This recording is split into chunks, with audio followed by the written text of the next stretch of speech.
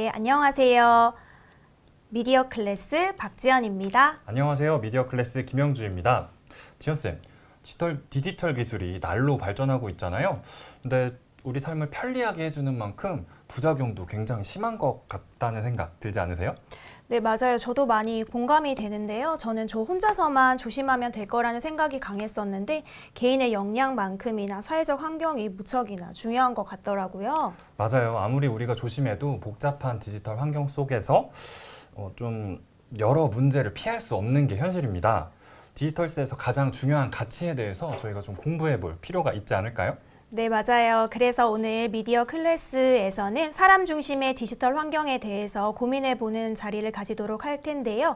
그래서 한국지능정보사회진흥원 오연주 박사님과 함께 고민해보는 시간 가지도록 하겠습니다. 네, 오늘도 역시 정보통신윤리교육연수와 연계해서 진행됩니다. 줌을 통해서 참여해주시는 교직원 여러분들과 함께 알찬 시간 나눌 예정입니다. 그럼 이제 오연주 박사님 모셔볼까요?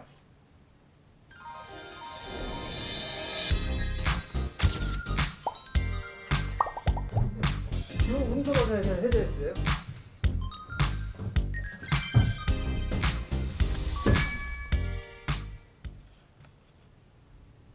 네, 박사님 안녕하세요.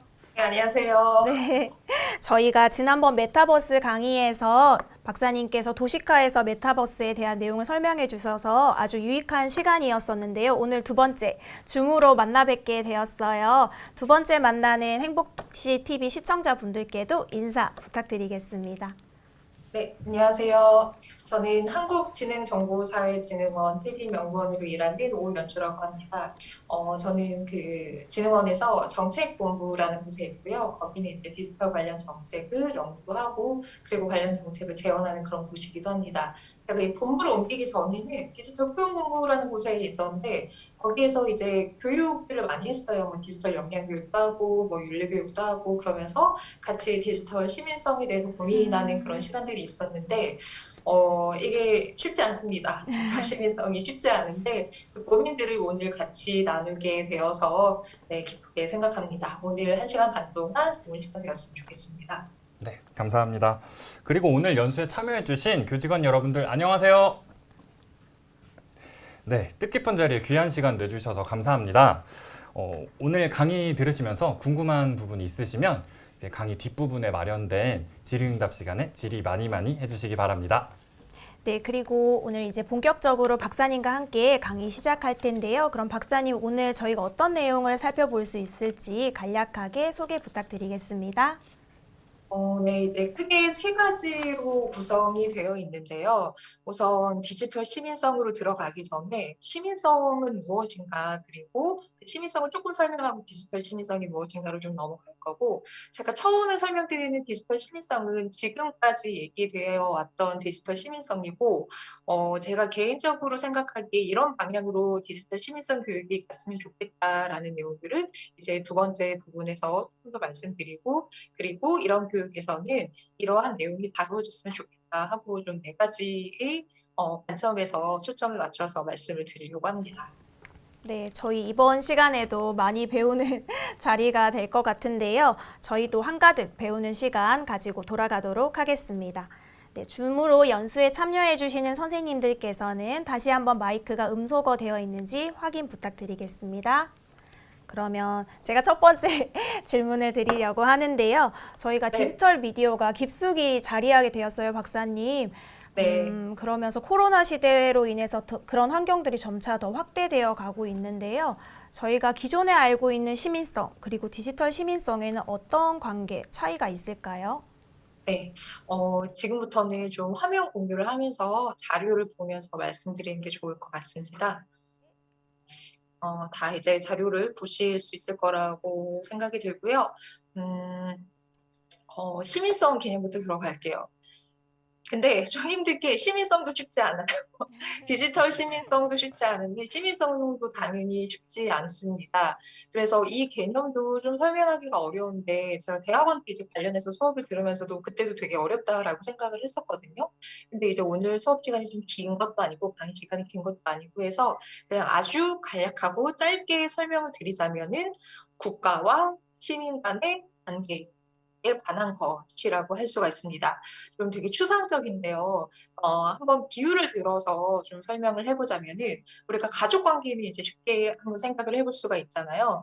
가족 관계에 대해서는 관점에 따라서 굉장히 좀 다양하게 그 성질을, 특징을 설명을 해볼 수가 있을 것 같아요. 누군가에게 있어서는 그게 혈연 관계로 맺어진 어떤 그런 관계일 수도 있고, 누군가한테는 이제 법적으로 맺어진 관계일 수도 있어요. 결혼을 해서 맺어진 관계라든지 아니면은 아이를 입양해서 가족이 되는 경우도 있죠.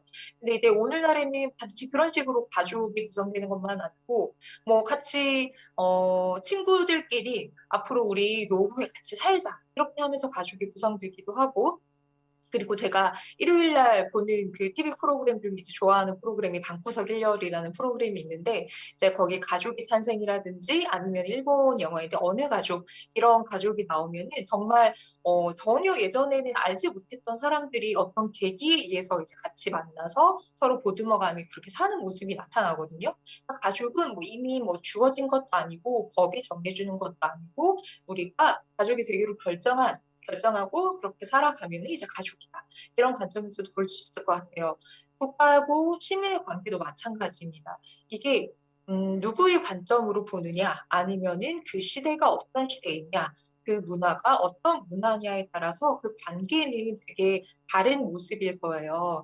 그래서 이제 시민성을 얘기할 때에도 그냥 이제 보편적으로 이렇게 간단하게 설명을 할 수도 있겠지만, 뭐 자유주의 관점에서의 시민성이 다르고 공화주의 관점에서의 시민성이 다르고, 그리고 고대의 시민성이 다르고 현대의 시민성이 당연히 다르고, 그리고 거기에서 더 진짜 세부적으로 들어가서 우리는 문화적인 시민성 얘기할래요, 우리는 장애인 시민성 얘기할래요, 환경 시민성 얘기할래요, 이렇게 시민성의 갈래가 굉장히 많이 다양하게 세분화되어 있습니다. 그래서 관점에 따라서 국가와 시민의 관계를 이제 보는 방식은 다르다. 근데 어느 한 개가 맞고 다른 것은 틀리다기보다는 이제 국가와 시민 간의 관계는 문화적인 거에 따라서, 시대적인 거에 따라서, 관점에 따라서 이제 여러 가지 방식으로 볼 수가 있다라고 우선 이해를 해주시면 좋을 것 같고요. 그럼에도 불구하고 조금 더 좀 친절하게 설명이 됐으면 좋겠죠. 그래서 제가 좀 가지고 온 게 뭐냐면은, 황영석 교수님께서 2014년에 쓰신 글이 있는데, 여기에서 시민성 개념을 세 가지 차원에서 좀 이렇게 분류를 해주고 계세요. 이거를 어떤 식으로 분류를 하신 거냐면, 시민성 개념이 굉장히 여러 가지로 사용되었는데, 이것들을 다 모아가지고, 대략 이렇게 사람들이 세 가지 측면에서 얘기를 하는구나, 세 가지 차원에서 얘기를 하는구나라고 하시면서 이렇게 나누신 건데, 어떤 사람들이 이제 법률적이고 정치적인 지위를 얘기를 합니다. 우리가 그 헌법에도 보면은 대한민국의 국민이라는 것은 이제 법률에 따라서 정해진다라고 나와 있는데, 우리나라 같은 경우에 이제 속지주의죠. 우리나라에서 태어났으면 이제 우리나라 국민이 되고, 어떤 곳은 속인주의라서 부모님이 뭐 미국 사람이면 아이도 당연히 미국 사람이 되고, 아니면은 뭐 귀화를 결정해서 시험을 보고 어떤 이제 과정을 거쳐서 법률적이고 정치적인 지위를 얻을 수 있겠죠. 이런 차원에서 얘기를 하는 그런 사람들이 있고, 그리고 두 번째는 시민 덕목 또는 자질입니다. 이걸 어떻게 보면은 뭐 시민성 교육에서는 제일 많이 얘기하는 걸 수도 있는데요. 어떤 국가의 시민, 아니면 어떤 정치적인 공동체의 시민이 되기 위해서는 이런 자질들을 가지고 있어야 돼, 이런 식으로 행동을 해야 돼, 이런 식으로 사고를 해야 돼 하고, 뭐 규범이라든지 덕목이라든지 자질을 강조하는 그런 차원이 있습니다. 그리고 이제 세 번째로는 이제 공공생활에 능동적으로 참여하는 것. 이제 참여하는 거를 이제 중시하는 게 있는데, 참여의 방법은 이제 다양한 방법이 있겠죠. 단순하게는 이제 투표를 할 수도 있고, 아니면은 내가 무슨 통장에 나가고, 아니면은 뭐 어디를 시를 대표하고 구를 대표하고 이런 방식도 있을 수 있겠고, 아니면은 시민단체에 참여하고 뭐 기부금도 내고 이런 식으로 하면서 다양한 방식으로 참여를 할 수가 있을 것 같습니다. 그래서 아까도 말씀드렸듯이 관점에 따라서 시민성을 보는 그런 방법들이 다르고, 그렇지만 그 예전에 연구했던 것들을 이렇게 쭉 놓고 이렇게 살펴봤더니 대략 세 가지가 나온다라고 보시면 될 것 같고요. 그 다음 것도 좀 유사합니다. 이제 한 학자가 쓴 시민성의 3요소, 시민성이라고 하면은 이 세 가지를 갖추어야 된다라고 정리한 게 있는데, 첫 번째는 법적 지위입니다. 법적 지위인데 우리가 한 나라의 한 국가의 국민이 되면은 여러 가지 권리들이 주어지잖아요. 이제 시민권이라고 하면은 우리가 뭐 표현의 자유나 아니면 사상의 자유나 아니면 뭐 재산권을 갖기도 하고 이런 시민권이 있고, 그리고 정치권, 이제 투표를 할 수 있고 아니면은 내가 국민의 대표로서 나갈 수 있는 권리, 그런 것도 있고 사회권도 있습니다. 우리가 이제 세상을 살아나가기 위해서는 좀 아주 기본적으로 주어져야 되는 것들이 있잖아요. 그게 뭐 주거일 수도 있고 아니면 교육일 수도 있고 먹는 것일 수도 있고 이런 다양한 기본적인 그런 필수적인 것들이 있는데 이제 그거를 뭐 사회권이라고도 하고, 이렇게 법적 지위 권리를 주는 것, 이게 세 가지 요소 중 한 가지이고, 그리고 두 번째 요소는 정치적으로 행위성을 갖는 것. 아까 말씀드렸던 거하고 조금 비슷한데, 우리가 사회가 돌아가는 그런 방식이 있는데 거기에 좀 참여할 수 있어야 된다라는 거예요. 뭐 당연히 투표를 하는 것에서부터 포함을 시작을 해서 이제 여러 가지 방식으로 정치에 참여할 수 있는 게 있겠죠. 요즘 생각해 보면은 뭐 국민신문고에 글을 올린다든지 아니면은 어디에 뭐 이제 레드북스를 불러서 좀 공공의 문제를 해결하려고 할 수도 있고, 이제 다양한 방법이 있겠죠. 그리고 세 번째 요소는 정치적 커뮤니티, 뭐 국가가 될 수도 있고 아니면은 뭐 전 세계가 될 수도 있어요. 여기에서 소속감을 느끼는 그런 걸 얘기하는데, 이거는 좀 정치인적인 소속감을 얘기를 합니다. 우리가 한국에 살면은 한국의 국민이면은 다 똑같은 권리를 가지고 똑같은 소속감을 느끼고 살아갈 것 같은데, 이제 반드시 그렇지만은 않을 거예요. 예를 들어서 뭐 장애를 가지고 있는 사람, 주위의 것들이 너무 불편하고 나처럼 장애를 가지고 있는 사람을 위해서 뭔가 건물이라든지 시설이라든지 이런 게 마련되어 있지 않으면은 소속감을 느낄 수가 없겠죠. 아니면은 성적으로 뭐 이렇게 소수의 성향을 가지고 있는 사람, 뭐 우리 퀴어라고도 하고 뭐 LGBTQ 이렇게 좀 특약해서 부르기도 하는데, 이제 그런 사람들도 법적으로 사랑할 수 있는 권리, 결혼할 수 있는 권리, 이런 권리들이 주어지지 않으면은 이제 심리적인 측면에서는 소속감을 느끼지 못할 수도 있고, 아니면은 귀화를 했어요. 이제 한국의 국민인데 좀 얼굴 색깔이 다르거나 아니면은 다른 나라에서 왔고 다른 언어를 쓰기 때문에 소속감을 못 느낄 수도 있죠. 근데 이게 심의정의 3요소는 법적 지위, 이제 법으로 주어지는 것도 있고 정치적 행위성, 내가 어떤 자율성을 가지고 참여할 수 있는 그런 능력도 있고, 그리고 세 번째로는 이제 정신적으로, 심리적으로 내가 여기에 속해 있구나 이런 것들을 느끼는 이 세 가지가 합쳐져서 시민성을 이룬다라고 하는 학자도 있습니다. 그럼 이제 디지털 시민성으로 한번 넘어가 볼게요. 그냥 시민성하고 디지털 시민성이 좀 어떻게 다른지 보기 위해서 넘어가겠습니다. 제가 가장 많이 쓰이는 디지털 시민성 정의를 가지고 왔어요. 출처는 어디냐면은 미국의 커먼센스라는 비영리 단체가 있고요. 미디어 교육 쪽으로 굉장히 많이 일을 하는 단체예요. 그래서 시민성 관련해서도, 디지털 시민성 관련해서도 이제 오래전부터 나름 가이드라인, 커리큘럼도 만들고 교육도 하고 있는 그런 단체입니다. 여기에서는 어떻게 정의를 하고 있냐면요. 배우고 생산하고 참여하기 위해서 디지털 기술을 책임감 있게 사용하는 것이라고 하고 있습니다. 우선 여기에서는 보고만 넘어갈게요. 그냥 이렇게 꼼꼼히 한번 읽어보시고 넘어갈게요. 저는 이게 좀 한계가 있다라고 생각을 하는데, 그리고 다음 걸로 넘어가서 여기도 비슷합니다. 디지털 기술과 미디어를 안전하고 책임감 있고 윤리적으로 사용하는 능력, 이렇게 정의하고 있습니다. 커먼센스나 여기 DQ 인스티튜트인데 제가 잘못 썼네요. 여기에서 얘기하고 있는 거나 이제 크게 다르지는 않아요. 무엇을 디지털 기술, 미디어를 어떻게 안전하고 책임감 있고 윤리적으로 이렇게 사용하는 능력이라고 얘기를 하고 있습니다. 이렇게 정의를 해주는 좀 친절한 곳도 있는 반면에, 사실 디지털 시민성의 정의를 찾아보려고 해도 정의를 너무너무 찾기가 어려워요. 잘 정의를 안 해줘요. 대신에 어떤 식으로 하냐면은 이렇게 디지털 시민성이란 이거를 갖추면은 디지털 시민성을 갖춘 거야. 이 요소들을 대개는 보여주거든요.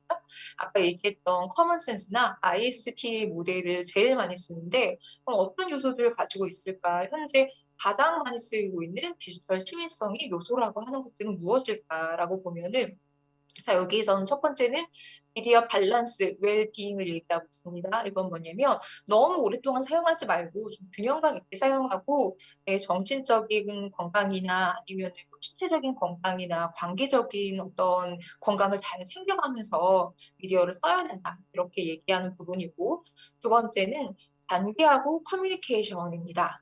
내가 말을 하고 온라인상에서 말을 하고 그리고 행동하는 것은 되게 큰 힘을 가지고 있기 때문에 우리가 관계를 맺거나 아니면 소통을 할 때 좀 주의 깊게 해야 된다. 이런 내용을 담고 있고요. 그리고 세 번째는 프라이버시하고 안전입니다. 요즘 뭐 개인정보 유출 이런 것들과 관련해서 너무 많은 문제가 되고 있죠. 그래서 내가 뭐 온라인의 어떤 서비스를 사용을 할 때 개인정보 설정도 잘하고 그리고 내 안전을 지킬 수 있도록 해야 된다. 이런 부분이고요.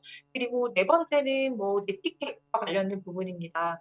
친구들 괴롭히지 말고 친구들이건 아니면 직장 동료건 다른 사람들을 이제 온라인상에서 괴롭히지 말고 그리고 뭐 혐오 발언이나 이런 것들 하지 말고 이런 부분들을 얘기를 하고 있고요. 그리고 다섯 번째는 이거는 커먼 센스에서만 쓰는 요소이기는 한데 디지털 정체성, 디지털 족적이라는 부분이거든요. 내가 온라인에서 어떤 서비스를 사용을 하건 댓글을 남기건 아니면 가입을 하건 뭐 페이스북에 글을 올리건 나의 모든 흔적들을 남기고 내 정체성을 거기에서 드러내는 거잖아요. 그래서 그것을 잘 결정을 해야 된다. 내가 다른 사람들에게 어떻게 보이는지 온라인 공간에서 어떻게 보이는지를 잘 결정하고 보여줘야 된다라는 부분이고요. 그리고 마지막은 뉴스 미디어 리터러시입니다. 그러니까 정보를 잘 이해하고 그리고 잘 생산하는 그런 능력을 얘기합니다. 이 정도로 얘기하고 있고 다음 것도 굉장히 유사해요. IST라고 여기도 이제 미국의 교육 단체이고요. 이제 여기서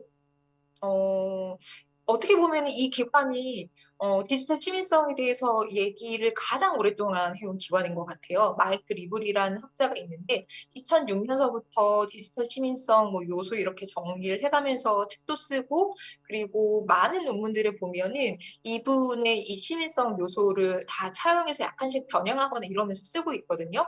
여기에서도 이제 커먼센스에서 얘기한 그 시민성 요소하고 좀 비슷한데 첫 번째 세 가지는 존중에 대한 부분입니다. 첫 번째는 모든 사람들은 디지털에 접근할 수 있는 권리가 있어야 된다. 그 권리를 존중해야 된다라는 부분이고요. 그리고 이제 두 번째는 다른 사람들 괴롭히지 말아라. 네, 사이버 불링 하지 말아라. 이런 내용을 담고 있고요. 그리고 세 번째는 다른 사람의 지적 재산권, 뭐 이제 온라인상, 디지털상에서는 뭐 불법 다운로드도 많이 받고 그리고 내가 알지 못한 사이에 남이 만들어 놓은 그 지적 재산들을 이제 공유하고 아니면 업로드할 수도 있고 이런 문제들이 있는데 그거 조심하고 타인을 존중해야 된다라는 부분이고요. 그리고 네 번째에서부터 여섯 번째까지는 교육이라는 영역으로 이제 묶어놓고 있는데 네 번째는 이제 커뮤니케이션과 관련된 부분이고 다른 사람에게 어떤 좀 동질감을 느끼면서 엠파티를 느끼면서 이제 커뮤니케이션 해야 된다. 존중하면서 커뮤니케이션 해야 된다라는 부분이고요. 그리고 다섯 번째는 온라인을 잘 활용해서 우리가 평생 동안 잘 배우고 좋은 습관을 들일 수 있는 기회로 삼아야 된다라는 거를 얘기를 하고 있습니다. 6번은 이건 IST에서 굉장히 독특하게 사용하고 있는 건데 온라인에서 이제 우리가 요즘은 쇼핑 많이 하잖아요. 디지털 상거래 할 때 좀 신중하게 조심하게 해야 된다라고 하는 부분입니다. 이제 7번, 8번, 9번은 보호와 관련된 건데요. 7번은 아까 그 커먼센스하고도 유사하게 프라이버시 요거 조심하고 8번에는 나도 마찬가지고 다른 사람도 마찬가지고 해를 입히지 않게 조심해야 되고 그리고 마지막으로는 정신적인 건강, 신체적인 건강, 디지털 미디어 이용할 때 그런 문제들이 생기는데 이거 좀 잘 챙겨야 된다. 그런 얘기들을 하고 있습니다. 이게 가장 많이 쓰이면서 그리고 가장 기초적인 수준의 디지털 시민성 교육에 대한 논의라고 할 수 있어요. 아마 이것들은 정보통신윤리교육이라는 이름으로 많은 학교에서 좀 유사하게 하고 계실 것 같아요. 지금 이제 우리나라에서도 좀 많이 접근하는 그런 방식인 것 같고요. 최근 한 4, 5년 사이에 그래도 좀 한 단계 업그레이드된 정의와 그리고 더 큰 방식이 나오고 있습니다. 이거는 유럽 집행위원회에서 디지털 시민성을 정의를 해놓은 건데 아까 맨 처음에 두 가지 보여드렸던 그 디지털 시민성 예하고 조금 비교해 보시면 그래도 차원이 한 단계 높아진 것 같은 그런 느낌이 드실 거예요. 효과적인 의사소통과 생산 기술을 바탕으로 긍정적이고 비판적이며 유능하게 디지털 환경에 관여하고 책임감 있는 디지털 기술의 사용을 통해 인권과 인간의 존엄성을 존중하는 사회적 참여를 실천하는 능력이라고 얘기를 하고 있습니다. 그러니까 처음에 두 가지는 디지털 기술, 디지털 미디어 이런 것만 얘기하고 있는데 여기는 범위가 늘어났어요. 디지털 환경에 대해서 이제 얘기를 하고 있고요. 그리고 좀 개인적인 수준에서 책임감 있는 사용을 강조하는 게 아니라 그것보다 한 차원 높은 인권과 인간의 존엄성을 생각하라고 하고 있고요. 그리고 사회적 참여를 실천하는 능력 이런 것들을 강조를 하고 있습니다. 그리고 다른 거 한 가지만 더 보여드리면요. 이거는 이제 태문정원이라는 우리나라 학자인데 이제 미국에서 공부한 분이고 좀 단계적으로 이렇게 시민성을 구분을 하고 있어요. 어떻게 보면 아까 커먼센스 미디어나 IST에서 얘기하고 있는 거는 좀 이 아래 단계 수준일 수 있을 것 같아요. 기초적인 수준의 역량들. 미디어 리터러시건 아니면은 뭔가 사용하는 능력이든 좀 기초적인 수준을 유지하는 거고 그것보다 한 단계 더 올라가면은 우리가 정보를 사용을 하는데 정보를 소비를 하는데 우리 국내적인 이슈도 있고 좀 외국의 이슈들도 있는데 이것들을 좀 잘 고민해서 윤리적으로 정보를 소비를 해야 된다. 이 부분을 얘기를 하고 있고요. 세 번째 단계 올라가면은 더 높은 수준의 미디어 리터러시, 정보 리터러시 얘기하고 있고 그 다음 단계 올라가서 1단계, 2단계, 3단계 갖춰지면 이제 그 다음에 우리가 참여하고 어떤 행동을 취할 수 있는 능력을 갖추게 되고 그리고 맨 윗단계에 도달하면은 정말 비판적인 관점을 가질 수 있는 그러니까 인터넷이 무엇인지 아니면 온라인에서 참여한다는 게 무엇인지 사고하고 좀 비판적으로 바라볼 수 있는 능력을 갖추는 것까지를 얘기를 하고 있습니다.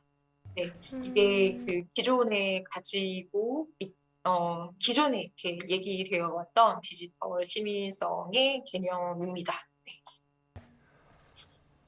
네, 박사님 말씀을 들으니 진짜 다양한 주제들이 다양한 각도로 디지털 시민성에 대하여 네. 좀 바라보고 있는 것 같은데요. 그럼 이런 기존 개념에 대한 문제점이 있다면 어떤 게 있을까요? 두 가지를 말씀드릴 건데요. 첫 번째부터 말씀드릴게요. 제가 아까 맨 처음에 시민성을 얘기하면서 굉장히 간단하게 설명을 드렸는데 국가와 시민 간의 관계에 관한 것이라고 말씀을 드렸어요. 근데 지금 디지털 시민성에 관련된 뭐 요소들도 보여드리고 정의도 보여드렸는데 여기에 빠져 있는 게 있습니다. 시민성, 원래 시민성 개념과 비교했을 때 뭐냐면은 국가가 없습니다. 우리 시민성을 얘기를 하려면은 이게 당연히 시민이라고 하면은 어떤 국가의 뭐 구성원 아니면 어떤 정치적 커뮤니티 구성원인데 그 누군가는 없고 그 뭐 소속 국가나 이런 건 없고 나만 덩그러니 남아 있는 거예요. 그래서 이제 한쪽 면만 우리는 계속해서 보고 있는 거죠. 국가도 무언가를 해주고 어떤 입장을 취하고 권리를 부여하고 이런 것들을 해야 되는데 우리는 계속 하나의 이용자로서 한 명의 시민으로서 이걸 해야 된다, 저거를 해야 된다라는 얘기를 하고 있어요. 아까 그 황영석 교수님이 말씀하신 세 가지 차원의 시민성 중에서 두 번째, 덕목이라든지 자질 이렇게 해야만 해. 이게 좋은 거야. 이것들만을 좀 가르치는 한계가 있습니다. 그래서 국가가 없다라는 게 이제 가장 큰 문제여서 국가를 같이 볼 필요가 있어, 우리가 앞으로는. 근데 이게 예전에는 시민성을 얘기할 때 국가와 시민 이 두 가지만 봐도 됐다면은 이제 좀 새로운 플레이어가 생깁니다.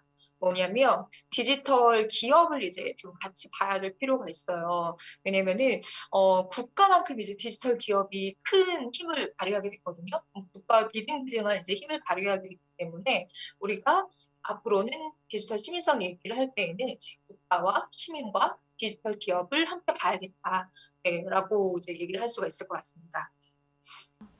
그러면 네, 저희가 여러 가지 개념에 대해서 지금 정립을 하고 있는데요. 네. 말씀해주신 도식화된 그림 중에서 이제 디지털 시민성에서 디지털 기업이 강조가 되었잖아요. 그래서 디지털 네네. 기업이 국가만큼이나 힘을 가지고 있다는 말이 저는 인상적이었어요. 이걸 저희가 구체적으로 어떻게 해석하면 좋을까요, 박사님? 네. 두 가지 측면에서 얘기를 해볼 수가 있을 것 같아요. 첫 번째는 그 규모입니다. 디지털 기업이 규모가 이제 너무 어마어마해졌어요. 그래서 그 GDP, 국내 총생산이라고 하죠. 그러니까 국가의 경제 규모가 얼마나 큰지를 보여주는 그런 정량적인 지표인데, 또 표에서 잠깐 보시면은 애플이 뭐 GDP 8위인 나라하고 이제 거의 비슷해요. 이게 아마 2019년 자료일 텐데, 2020년에는 좀 국가들이 순위가 좀 다르거든요. 애플은 그리고 시가총액이 2조억 달러를 넘어서 버렸어요. 이제 어마어마하게 큰 곳이 됐고, 마이크로소프트나 아마존도 마찬가지로 GDP 순위가 13인 스페인과 그 경제 규모가 비슷비슷해요. 그리고 우리가 흔히 미국의 빅5 테크를 얘기할 때 빅5 테크 뭐 갓삼이라고도 줄여서 얘기를 하는데 구글이 있고요. 아마존, 애플, 마이크로소프트, 페이스북 이렇게 5개가 있거든요. 이 5개의 시가총액을 다 합치면은 어느 정도냐면은 세계 3위예요. 미국 다음, 중국 다음 얘네들 3개 합쳐놓은 겁니다. 그만큼 이제 경제 규모가 어마어마해졌다는 점에서 디지털 기업의 권한이 크다라고 얘기를 할 수가 있는 거고요. 정말 미국에서 여기 중에 한 군데가 망하면 미국도 이제 휘청거리지만 다른 나라도 휘청거릴 수 있을 정도로 우리 한 나라가 없어지면 한국이 없어질지면 이제 얼마나 세계적으로 큰 영향을 주겠어요. 이제 그만큼 디지털 기업이 너무너무 경제 규모가 커졌다라는 부분이 하나가 있고요. 그리고 두 번째는 그 기능이 너무 커졌습니다. 기능이 좀 상업적인 기능만이 아니라 공공의 기능을 많이 하고 있어요. 가장 최근에 예를 들어보면은 네이버하고 카카오에 사는 우리 자녀 백신 예약하기 있잖아요. 상식적으로 생각을 해봤을 때 네이버나 카카오는 상업적 기업입니다. 근데 이거는 되게 공공의 일을 하고 있잖아요. 우리가 이제 뭐 공공 쪽에 문서나 이런 거 뽑을 때 정부24 많이 쓰는데 만약에 이거를 네이버나 카카오에서 안 하고 정부24에서 한번 했다라고 생각을 해보세요. 난리가 났겠죠. 사람들이 어떻게 사용하는지도 모르고 네이버하고 뭐 카카오는 맨날 보는 건데 이제 정부24는 이제 나이 드신 분들은 쓰시기도 힘들고 뭐 공인인증서 받고 이제 쓰기가 너무너무 까다로워요. 그러니까 이제 어떤 상황이 됐냐면은 이런 사기업들, 디지털 기업들의 도움을 받지 않고서는 공공의 일 처리를 하기가 굉장히 어려운 상황이 됐어요. 자녀 백신만 예는 아니고 예를 들어서 이제 구글 북스가 있는데 구글 북스 라이브러리 프로젝트가 있거든요. 그 라이브러리 프로젝트는 뭐냐면 그러니까 전 세계에 희귀 도서도 있고 아니면 이제 절판되는 도서도 있고 없어지는 도서들이 있잖아요. 그거를 많은 도서관들이 보관을 하고 있는데 그거 다 가지고 와서 우리가 복사 스캔 딱 떠가지고 구글 서버에다가 저장해 줄게. 이런 겁니다. 어떻게 보면 우리가 공공도서관에서 해야 될 것들을 그것도 구글이 하겠다고 나서고 있고 아니면은 뭐 페이스북이 그냥 상업적인 어떤 네트워킹 공간으로 보이긴 하지만 거기에서 전 세계에 많은 정치적인 논의가 이루어지기도 하고 있고요. 그리고 우리 온라인에 굉장히 불법 콘텐츠 많이 돌아다니잖아요. 예전 같았으면은 그 불법 콘텐츠를 잡아내고 뭐 처리하는 거는 다 국가 공권력의 일이었을 텐데 이제는 그 대부분 기업에서 처리합니다. 사람이 관여하기도 하지만 그냥 시스템으로 다 뭐 코드 걸어서 발견해내고 저절로 필터링하고 그리고 삭제하고 이런 공공의 역할들을 디지털 기업이 굉장히 많이 가지고 왔습니다. 그래서 어떤 학자는 이런 거에 대해서 되게 우려를 하면서 공공의 실패라는 얘기를 하기도 해요. 디지털 기업이 공공의 서비스를 효율적이고 저렴하게 제공을 해서 정부를 비롯한 공공의 기관이 원래 우리가 해야 할 일인데 그 개입의 필요성을 느끼지 못하고 그냥 민간으로 다 넘기는 거예요. 네. 그리고 이제 공공은 뭐 더 해야 되는데 미미한 수준의 정책 효과만을 달성을 하는 거죠. 그래서 현재 어떻게 보면은 좀 고맙죠. 뭐 코로나19 팬데믹 이런 상황에서 디지털 기업들이 여러 가지 여러모로 도움을 주고 있는 이런 상황은 고마운데 만약에 이런 서비스들이 점차 유료화된다고 생각을 해보세요. 구글도 이제 하나씩 하나씩 서비스들을 유료화하고 있는데 갑자기 공짜로 제공을 해줬던 서비스들이 돈을 받기 시작하고 하면은 공공에서 이제 준비를 하고 있지 않다가 난리가 날 거예요. 네.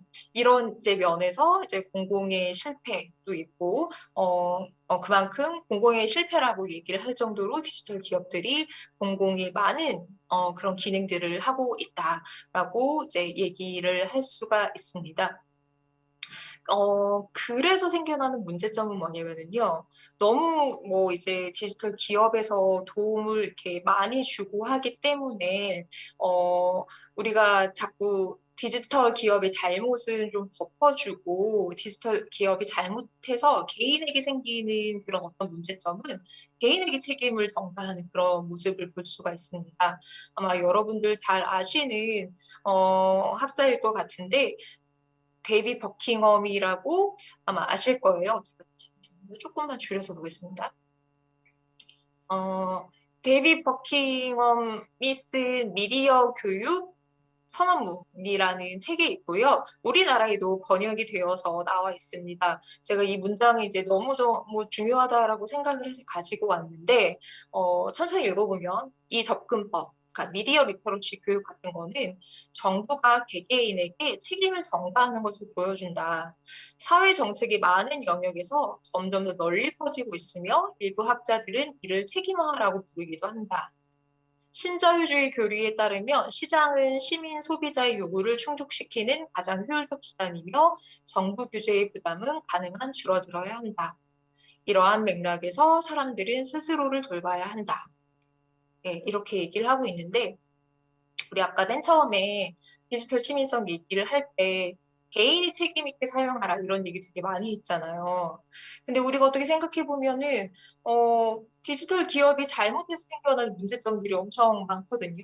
그럼에도 불구하고 개인에게 이렇게 계속해서 책임을 지우게 한 방식이 예전에 디지털 시민성의 교육이었던 거예요. 그리고 그 이유 중에 하나는 디지털 기업이 뭐 경제적으로도 많이 도움을 준다고 하고 공공의 일도 이제 많이 도움을 주는 방식으로 그 권한을 점차 이렇게 넓혀가니까 정부가 기업을 규제하는 대신 개인을 잘 다스리는 방식으로 개인의 능력을 이제 키우는 방식으로 이제 교육이 이렇게 점차 변화하고 있는 거죠. 네, 좀 디지털 기업의 권한을 설명하면서 여기까지 왔습니다. 네, 그래서 아까 다시 한번 요약해서 말씀드리면은 디지털 기업의 권한이 크다는 거는 경제적으로 어마어마하다. 그리고 기능적으로도 공공의 것들이 굉장히 많이 할 정도로 엄청 커졌다. 이런 맥락에서 생각을 하시면 될 것 같습니다. 네. 혹시 박사님 이 외에도 네. 기존 네. 디지털 시민성 개념에 또 다른 문제가 혹시 있을까요?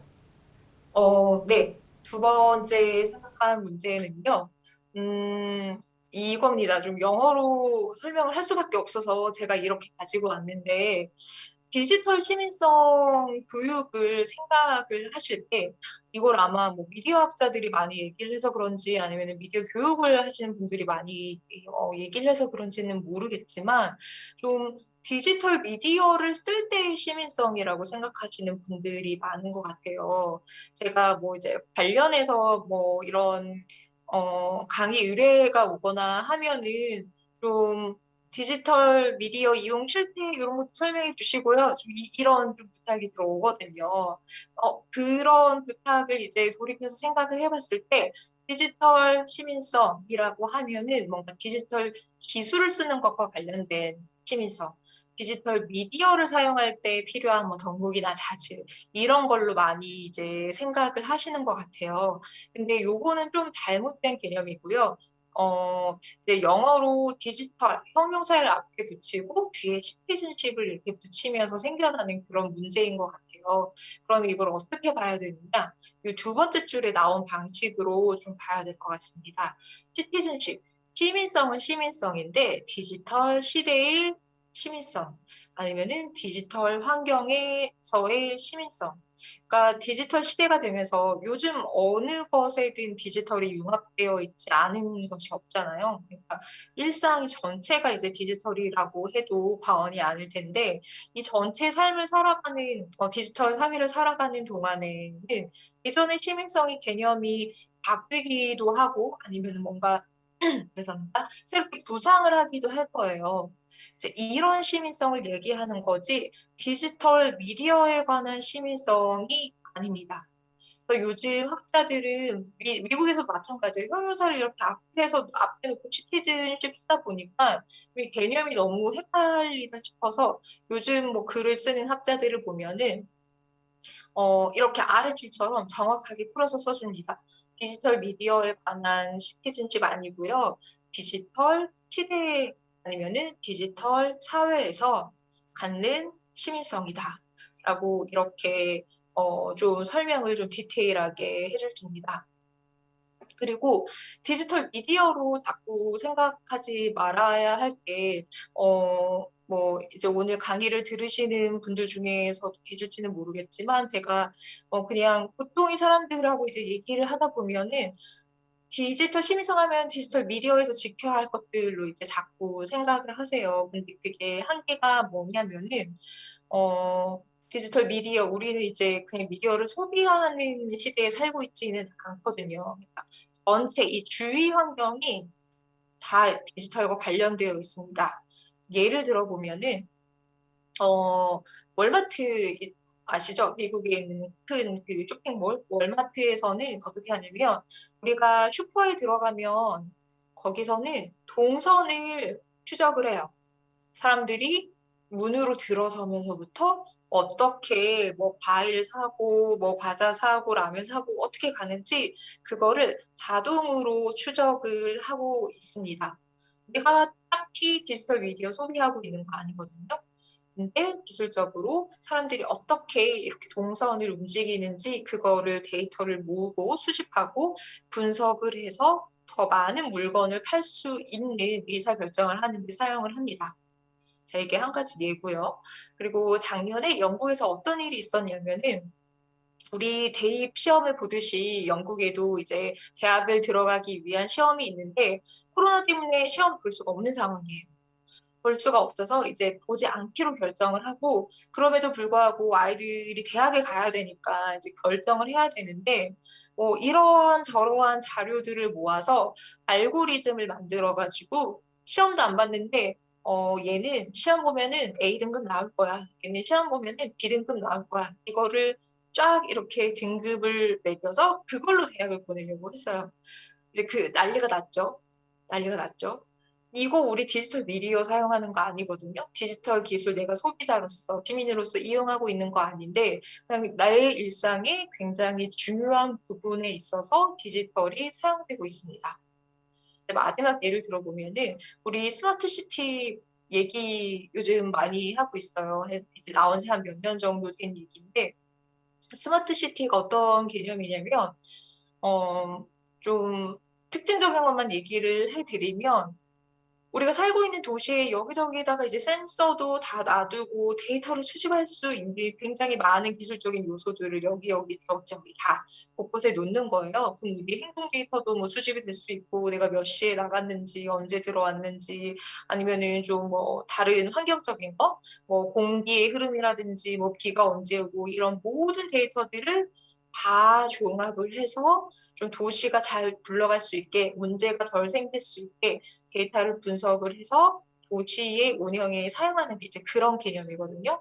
이것도 내가 디지털 미디어 딱 사용하고 있는 거 아닌데 주위 환경이 그냥 다 디지털화된 겁니다. 그래서 우리가 디지털 시민성을 얘기를 할 때에는 이제 좀 미디어적인 관점에서 벗어나서 전체 우리 주변 환경, 디지털 환경을 생각을 하면서 디지털 시민성에 대해서 얘기를 할 필요가 있다. 그래서 맨 처음에 보여드렸던 두 가지의 그 시민성, 디지털 시민성의 개념에서는 디지털 기술을 이용할 때는 이렇게 해야 된다, 책임감 있게 해야 된다. 디지털 기술과 미디어를 이용할 때는 완전하게 해야 된다. 이렇게 나와 있는데 이 기술이라는 미디어라는 좁은 관점에서 보는 것은 이제 오늘날의 사회에서는 되게 좀 협소한 관점이다.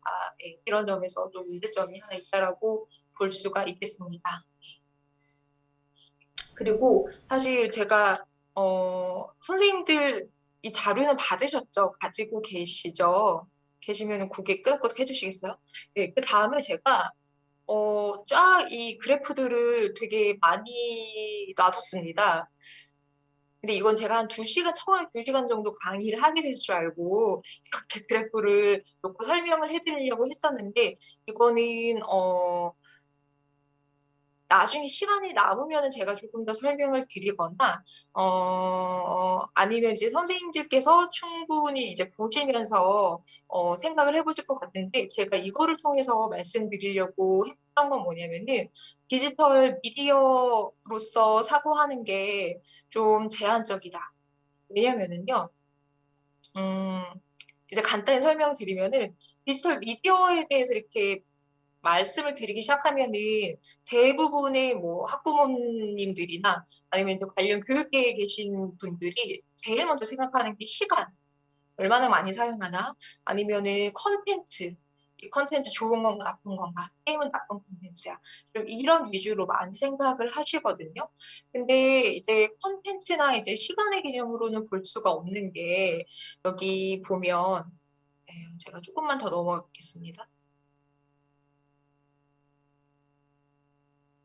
앞에 그 그래프들을 보면 포털 나누고 메신저 나누고 SNS 나누고 동영상 플랫폼 나눠서 각각에 대해서 10대 청소년들이 어떻게 사용을 하고 있는지 좀 쭉 정리를 하고 있어요. 근데 요즘 이런 개념이 먹히지가 않습니다. 생각을 해보시면 우리 네이버 흔히 포털이라고 하잖아요.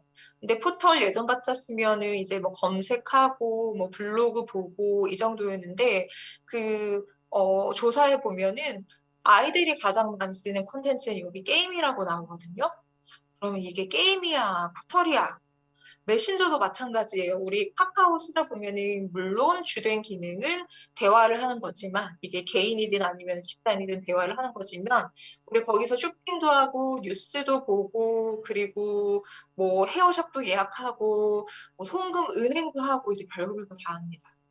SNS도 마찬가지예요. 페이스북도 마찬가지인데 물론 주된 기능은 사람들과 교류하는 것, 네트워킹 쌓는 거지만 여기서도 정보 찾아보고 뉴스 보고 뭐 기업 활동도 하고 모든 거 다 합니다. 동영상 플랫폼, 유튜브도 마찬가지예요. 여기 뭐 콘텐츠 그냥 주로 보는 거라고 생각하지만 우리 유튜브 보면서 운동도 하고 그러면 이건 운동이야? 아니면 동영상을 보는 거야? 헷갈린 것도 있잖아요. 그리고 요즘 친구들은 그냥 정보 검색용으로도 되게 많이 사용해요. 포털 네이버나 구글을 검색할 수 있는 거를 동영상 플랫폼에서 되게 많이 하고 있어요. 그래서 디지털 미디어 옛날 관점에서 이렇게 나눠서 생각하고 막 쪼개서 생각을 하다 보면은 우리 관점이 이렇게 계속해서 협소해지는 것 같아요. 그래서 최소한 저는 디지털 미디어가 아니라 디지털 플랫폼의 관점, 뭐 페이스북이든 뭐 카카오든 뭐 네이버든 다 플랫폼이라고 하잖아요. 그러니까 이 안에서 뭐든지 일어날 수 있다라고 생각하는 것.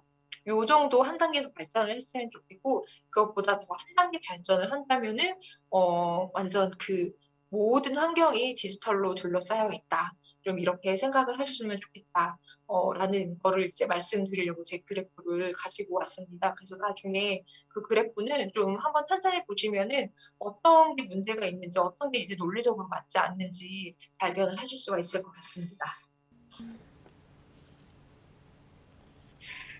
네, 박사님 말씀을 들으면서 저는 디지털 시민이라고 하면 디지털 기술이나 미디어를 사용하는 사람에게만 국한되어 있다고 생각했었는데요. 뭔가 디지털 시대와 환경 속의 시민성으로 생각을 좀 바꾸게 되는 계기가 된 것 같아요.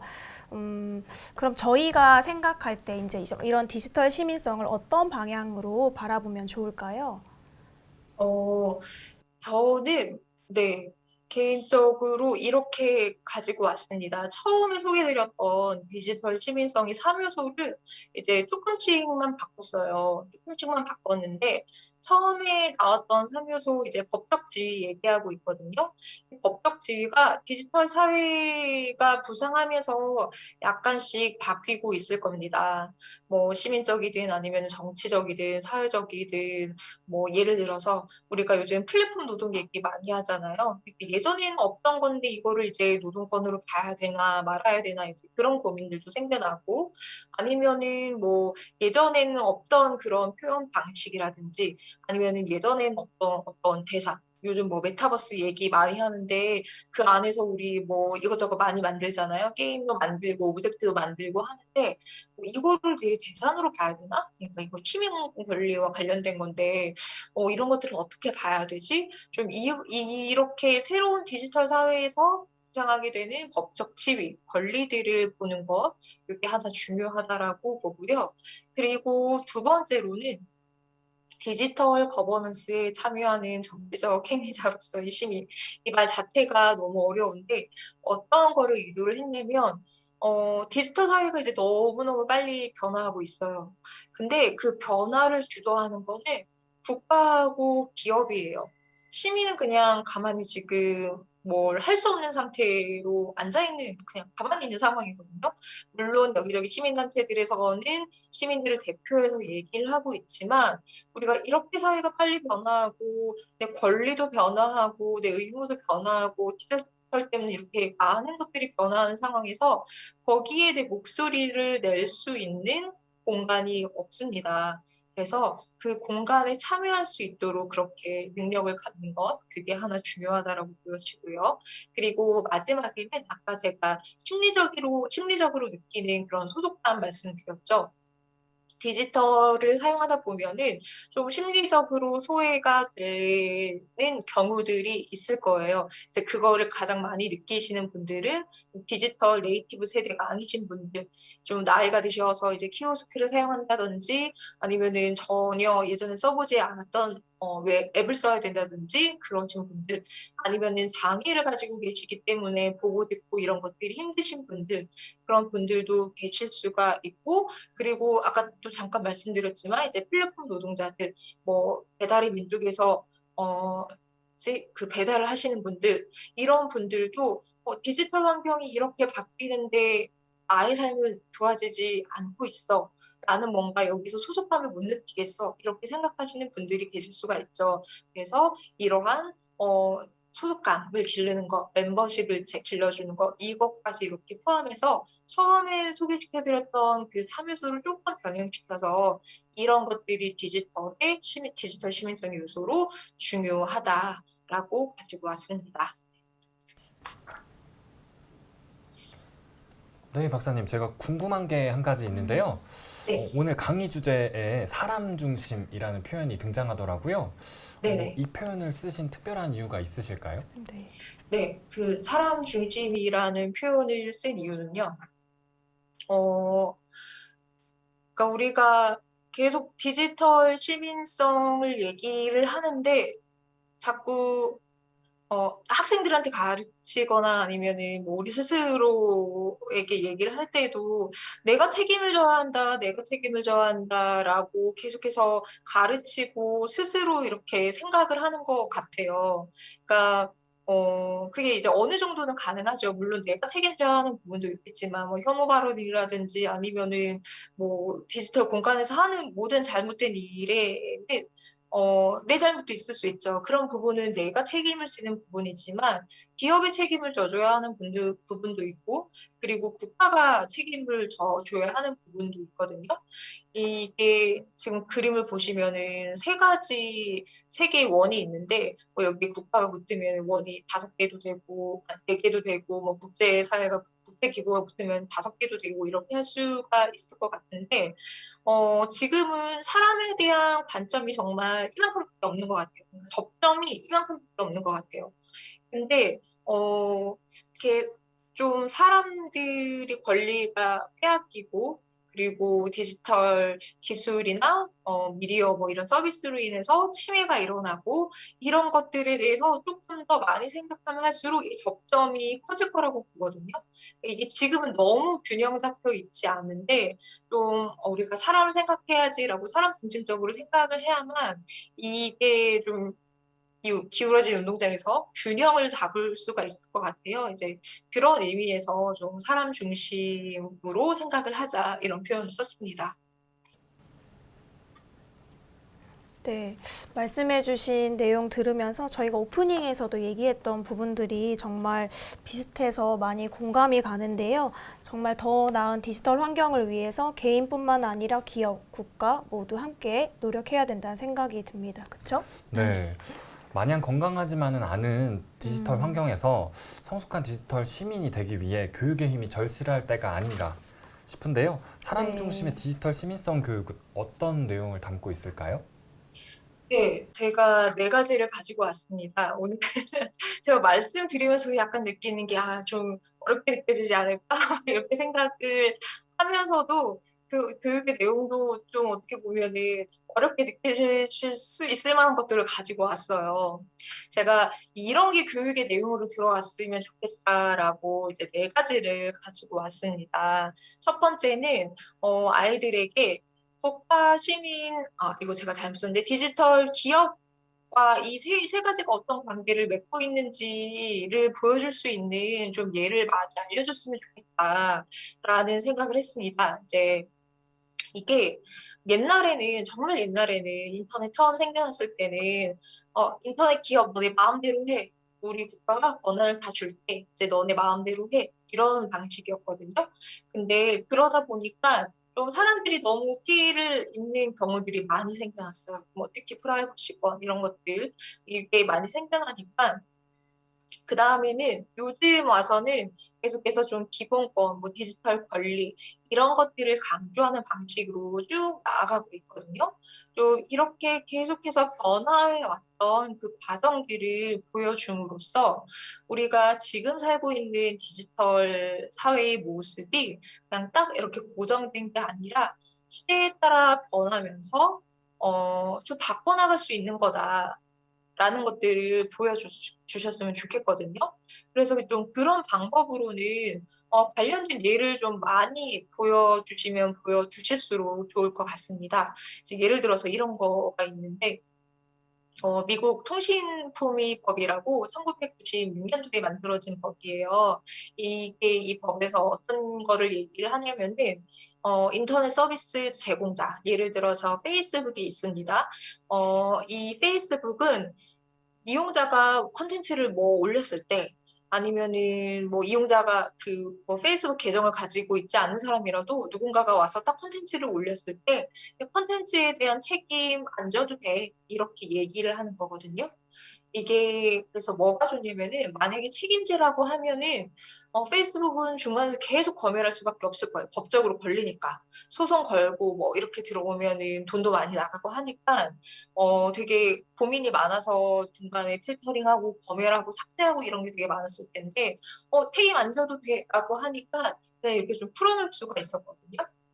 그러다 보니 표현의 자유는 증진이 되고 근데 이게 쭉 오래가다 보니까 막 사람들이 불법적인 게시물 너무 많이 올리고 좀 이런 문제가 생겨났어요. 이게 시대가 변하면서 어떤 점은 이제 좋은 측면도 있고 이제 어떤 측면은 좀 나쁜 측면도 생겨나게 된 거죠. 이 국가가 이렇게 딱 정함으로써 그게 시민들에게도 영향을 미치고 기업에도 영향을 미치고 이런 상황이 발생을 하기도 했고요. 시간이 많이 남지 않아서 제가 조금씩 건너가면서 얘기를 하겠습니다. 요즘 우리 개인정보 되게 많이 얘기하잖아요. 개인정보가 얼만큼 많이 수집이 되는지도 모를 정도로 개인정보 되게 많이 수집이 되는데 그 예전 같은 경우에는 개인정보 수집이 훨씬 더 쉬웠어요. 그 EU에서 나름 EU 회원국 국민들의 개인정보를 보호하자라고 만들어 놓은 그런 지침이 있었는데, 근데 이제 미국에서 미국 기업들이 좀 쉽게 이렇게 데이터를 EU 회원국 사람들이 데이터를 가지고 가고 싶어서 세이프 하버 프라이버시 원칙이라는 거를 세워요. 이제 이렇게 세워서 이제 미국 기업하고 그 EU 쪽 기업하고는 그 데이터를 좀 쉽게 왔다 갔다 이렇게 할 수 있게 만들거든요. 이렇게 되면은 국가가 어떻게 보면 남의 나라에 이거를 우리나라 국민들의 데이터가 어떻게 사용될지도 모르는데 쉽게 빠져나갈 수 있게 그러니까 보호가 잘 안 되게 해주는 그런 원칙을 세운 거예요. 지금 바뀌긴 했지만 좀 이게 예전 모습이었고 그리고 사실 2000년대하고 2010년대 중반까지는 되게 안 좋습니다. 2013년에는 이제 어떤 일이 일어나냐면 우리 가끔 그런 얘기 하잖아요. 뭐 이렇게 핸드폰 카메라나 아니면은 이런 노트북 카메라 이거를 통해서 우리가 뭐 채팅이나 이런 거 하고 있지 않는데도 해킹이 되고 녹화가 된다. 이런 얘기를 하잖아요. 그게 실제로 있었던 일입니다. 그냥 사람들이 하는 얘기가 아니라 이제 2013년에 어떤 일이 있었냐면은 미국의 정보를 관리하는 그런 기관에서 NSA라는 곳에서 미국 사람들 많은 미국 사람들뿐만 아니라 외국 사람들의 통신 기록이라든지 아니면 이런 카메라를 통해서 행동하는 것들을 엄청나게 많이 수집하는 그런 일이 발생을 해요. 이제 이런 일이 발생한 거, 이제 국가가 굉장히 국민의 권리를 침해한 사안들 이런 것들을 저는 이제 쭉 보여주셨으면 좋겠어요. 이게 재미있는 사건들이 이렇게 많거든요. 예를 들어서 페이스북 캠브리지 애널리티카 사건. 이거는 뭐냐면 우리 페이스북 같은 데서 좀 뭐 심리 게임 같은 거 많이 해보시잖아요. 어떤 이제 개발자가 이런 심리 게임을 만들어가지고 페이스북에다가 쫙 뿌렸어요.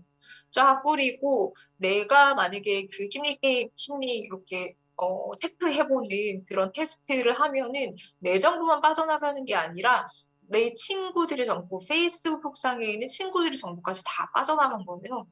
그리고 이게 나중에 누구에게 의해서 사용되냐 보면은 그때 당시 미국에서 대선을 치를 때였고, 도널드 트럼프의 캠프에서 이 정보를 가지고 가다가 사람들이 성향에 맞게 딱 그 대통령 선거와 관련된 캠페인 메시지를 주기 위해서 그래서 좀 선거에 영향력을 미치기 위해서 사용한 이런 사건도 있고, 그리고 이제 가장 최근의 사건인데, 미국 법무부에서, 그러니까 국가에서 구글하고 페이스북을 고소를 합니다.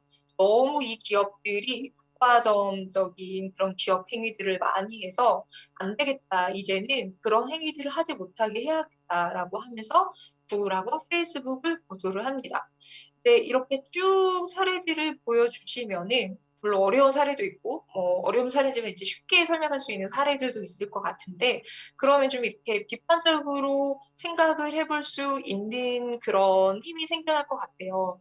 국가는 이제 디지털 환경에서 이런 역할을 하고 있고, 어떤 때는 우리를 보호해주기도 하지만, 어떤 때에는 정말, 아주 좀 부정적인 방식으로 굉장히 불법적인 방식으로 우리의 권리를 침해하기도 하고 이거는 기업들도 마찬가지고 근데 여기서 시민들이 할 수 있었던 거는 아무것도 없고 힘이 없었고 이제 이런 과정들을 이제 쭉 보여주시는 것 이거 하나만으로도 되게 중요한 교육이 될 수가 있을 것 같고요.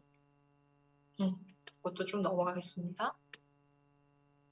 이게 첫 번째, 그 관계 디지털 기업과 시민과 그리고 국가의 관계를 보여주는 것. 이게 디지털 시민성 교육이 하나로 들어갔으면 좋겠다. 이거고, 그리고 두 번째는 디지털 환경을 좀 이해하는 내용이 들어갔으면 좋겠습니다. 그게 이제 제가 가지고 온 게 정치 경제적인 측면이라고 썼는데 미디어 정치 경제학이라는 그런 좀 학문 분과가 있어요. 거기에서 배우는 거는 뭐냐면은 미디어가 만들어지고 유통되고 그리고 소비되는 그 과정을 쭉 보는 거거든요. 이거는 이제 경제적인 측면인데 딱 경제적인 측면에서 끝나는 게 아니라 좀 정치가 개입하는 부분도 같이 봅니다.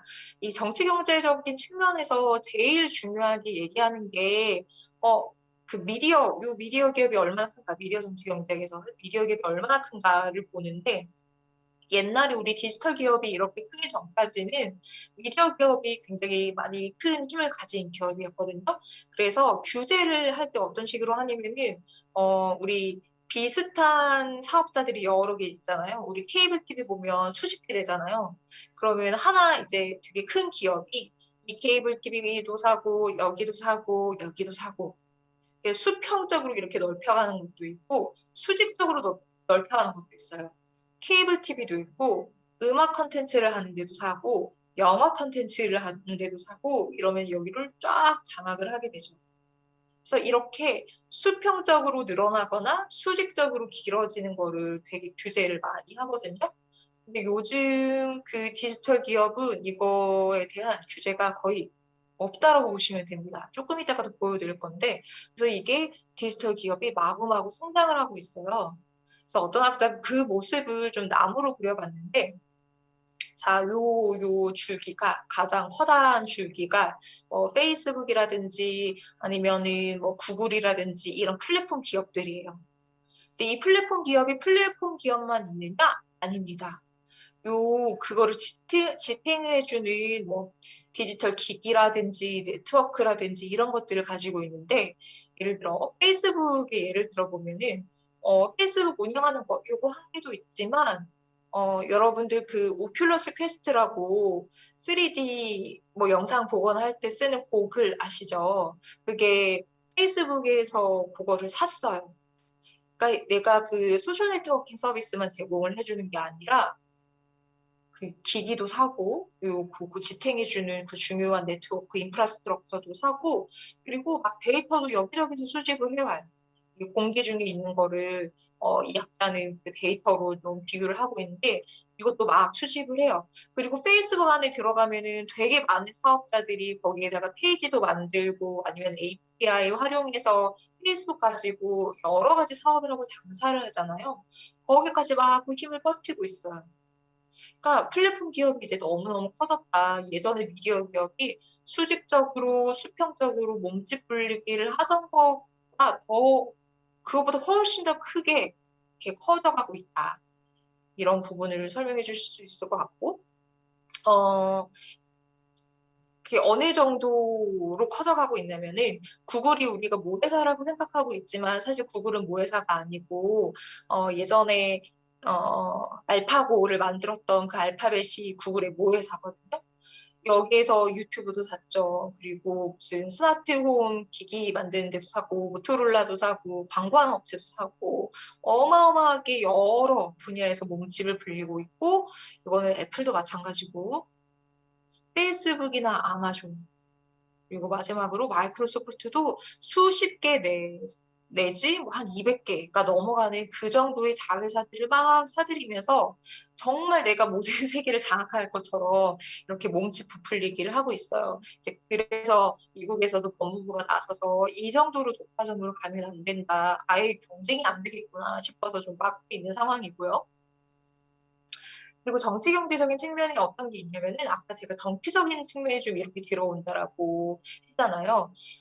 뭐 카카오라든지 아니면 네이버라든지 이렇게 큰 디지털 기업에서 자체적으로 내는 투명성 보고서가 있어요. 구글에서 2010년에 제일 먼저 시작한 건데 이게 어떤 내용을 담고 있냐면요. 우리가 쓰는 카카오에서 쓰는 통신 자료들 아니면은 네이버에서 쓰는 통신 자료들 다 알아서 기업이 암호화해서 보호해 줄 거라고 생각을 하지만 반드시 그렇지만은 않습니다. 왜냐면 국가에서 많이 요구를 하거든요. 여기 그게 다 나와 있어요. 통신 자료는 이만큼 요청했는데 우리 처리 건수, 처리 건수가 없다라는 거는 제공하지 않은 거거든요. 근데 위에 세 개는 괜찮지만 통신 사실 확인 자료 949건 요청 받았는데 808건 처리했고요. 그리고 압수수색 영장, 법적으로 영장 가지고 온 것들은 진짜 많이 들어오고 한 지금 3,600건, 이게 6개월 동안 받은 그런 요청 사항인데 여기서 11,563건이나 이렇게 많은 많은 범죄가 일어나는지는 모르겠지만 이렇게 많은 내용들이 국가로 그 정보가 갑니다. 그러니까 이게 기업이 그냥 완전 민간의 영역에서 자유롭게 굴러갈 거라고 생각하지만 이렇게 국가가 개입해 주는 부분들이 있어요. 그리고 서로 공생 관계에 있기 때문에 어느 정도 의존하는 관계에 있기 때문에 이거를 너무 많이 규제를 할 수도 없고 아니면 이제 기업 입장에서는 국가가 하는 말을 이제 전혀 듣지 않을 수 없고 이제 이런 공생 관계가 있다는 것들 이런 것도 이제 보여주실 수 있을 것 같습니다. 이게 정치 경제적인 측면이고요. 사회 기술적인 측면도 있습니다. 우리가 뭐 기술은 흔히 객관적으로 판단을 할 거라고 생각을 하지만 반드시 그렇지는 않고, 사회에서 길러진 사람이 기술에 영향을 주는 측면도 있고, 기술이 또 사회에 주는 그런 영향이 있을 겁니다. 이렇게 상호 보완적인 역할을 하는데, 그리고 제가 아까 잠깐 말씀드렸던 영국에서 일어났던 그 대입 문제거든요. 근데 이거를 알고리즘으로 등급을 냈다는 것만으로도 문제였지만 더 문제였던 건 뭐냐면은 알고리즘을 이렇게 만들 때 예를 들어서 A라는 굉장히 좋은 고등학교가 있어요. 그리고 B라는 그냥 일반 고등학교가 있어요. 그러면은 작년에 대입 시험 봤을 때 당연히 A 학교에 다니던 아이들이 점수가 높았을 거 아니에요. 근데 올해 아무런 정보가 없는 상황에서 A 학교에 A 학교를 나온 학생들에게 점수를 더 잘 준 거예요. 왜냐면 작년에도 이 학교 학생들은 점수를 잘 받았기 때문에 올해도 잘 받을 거야. 이런 이제 가정을 알고리즘에 넣은 거죠. 그래서 이제 학생들이 훨씬 더 많이 분노를 했던 그런 상황이었는데 이렇게 기술이 그냥 기술로서 남아있는 게 아니라 우리 사회에 굉장히 중요한 측면에 영향을 미치고 있고요.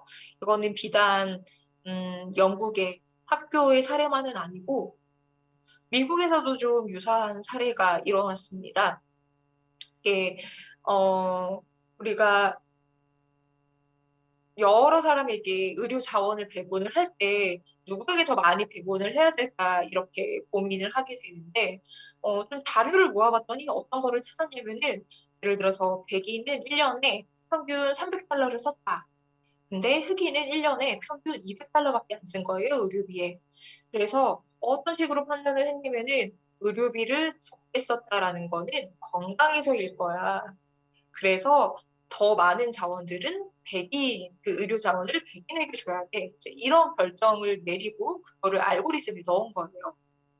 근데 그게 문제가 뭐였냐면은 흑인들은 건강에서 많이 돈을 안 쓴 게 아니라 쓸 돈이 없었기 때문에 쓸 수가 없었던 거거든요. 그 객관적인 자료들을 보면은 흑인들이 되게 건강 문제가 더 많은 걸로 나와 있어요. 그래서 거기에도 이렇게 편향이 들어가서 좀 이 기술이 사회하고 같이 상호작용을 하면서 사람들에게 엄청나게 큰 영향력을 행사한 거고, 뭐 우리 주위에서도 이제 조금씩 나타나기 시작했어요. 공공기관에서 인공지능 활용해서 채용을 했는데 진보넷이라는 곳에서 그 자료를 달라 얼마나 이제 제대로 꼼꼼하게 그 과정을 봤느냐 투명하게 했느냐 자료 달라고 했더니 제대로 준 기관들이 하나도 없었습니다. 제대로 정보를 알려준 기관도 없었고 제대로 그 과정을 꼼꼼하게 검토하고 살펴본 기관도 없었습니다. 그래서 이렇게 사회기술적인 측면은 되게 내 생활과 밀접하기 때문에 나의 학생들의 삶과 밀접하기 때문에 좀 궁금해하는 그런 부분일 것 같아요. 그래서 이런 부분들도 교육의 꼭지로 하나 들어갈 수 있을 것 같고 그리고 마지막으로는 가장 중요한 거겠죠. 어떻게 보면은 참여 방법 한번 생각해 보는 거, 네, 어떻게 참여할 수 있는지 좀 고민하는 거, 이거를 교육의 내용으로 넣으면 좋지 않을까 싶은데, 이거는 프랑스에서 만들어졌던 디지털 공화국 인데요. 여기에서 법을 만들 때 어떻게 했냐면은 시민들 의견을 다 모으기로 했어요. 그래서 이제 웹사이트를 하나 만들어가지고 여기 들어와서 원하는 거 쓰세요. 이제 이렇게 얘기를 했거든요.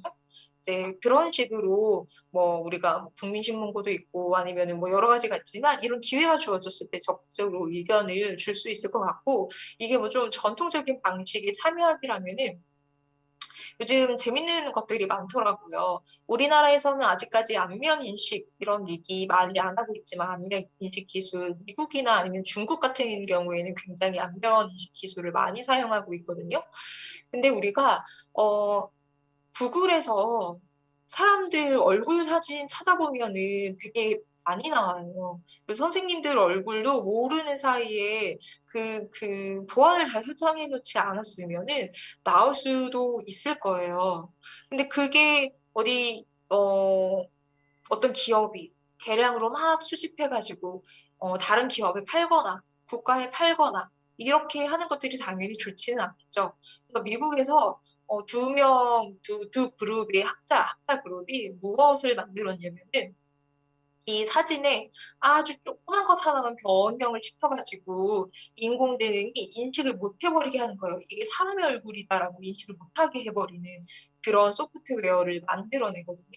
이런 것들을 직접 한번 써볼 수 있죠. 내 사진을 업로드해서 내 사진을 이런 불법적인 감시 단체나 이런 곳에서 내 사진 쓰지 못하게, 내 얼굴을 인식하지 못하게 이런 거를 한번 해볼 수도 있겠고 그리고 이거는 오픈 데이터 이니셔티브라고 요즘 공공 데이터들 많이 개방하고 이제 사용하시는 분들도 많은데, 공개하자라고 하는 운동도 있지만, 공개를 넘어서 우리가 이거 좀 잘 활용해가지고 동네를 더 좋은 동네로 만드는 데 써볼까? 뭐 이런 데 써볼까? 하는 것들이 되게 많아요. 물론 청소년이 사용과 밀접한 것들도 굉장히 많을 거거든요. 그래서 아예 더 적극적으로 이런 데이터들을 모아서 좀 간단하게 분석을 해보고 그리고 사회에 기여할 수 있는 방법으로 좀 활용도 해보고 이런 식으로 시민으로서 참여 방법도 고민을 해볼 수가 있을 것 같습니다. 네, 네. 다음 것도 좀 비슷해서 넘어갈게요. 네, 이렇게 좀 네 가지 정도로 디지털 시민성이 교육이 이루어질 수 있겠다. 네, 네, 이런 부분들을 설명드렸습니다. 네, 박사님. 정말 중요한 내용 네 가지 주제로 좀 쭉 설명을 해주셨는데, 네. 네 가지를 한 번에 받아들이다 보니까 머리가 너무 복잡해진 것 같아요. 그래서 네 가지 내용 핵심만 간추려서 혹시 키포인트만 살려서 알려주실 네. 수 있을까요? 네. 네, 알겠습니다. 첫 번째는 국가하고 그리고 시민하고 디지털 기업이 여러 가지 관계를 맺고 있는데 이게 시대의 흐름에 따라서 어떻게 변화했는지 한번 다양한 예시들을 통해서 살펴보는 것.